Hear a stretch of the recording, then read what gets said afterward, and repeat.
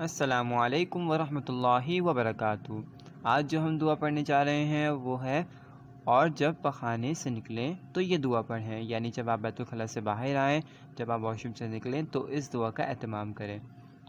یہ دعا ہے الحمد للہ الذی اذہب عنی الاذی وعافانی۔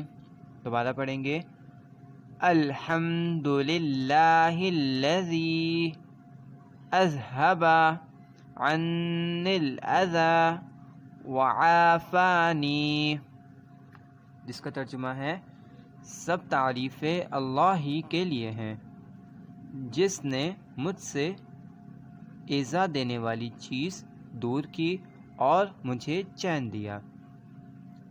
تو ہمیں بیت الخلاء سے نکلتے وقت اس دعا کا اہتمام کرنا چاہیے۔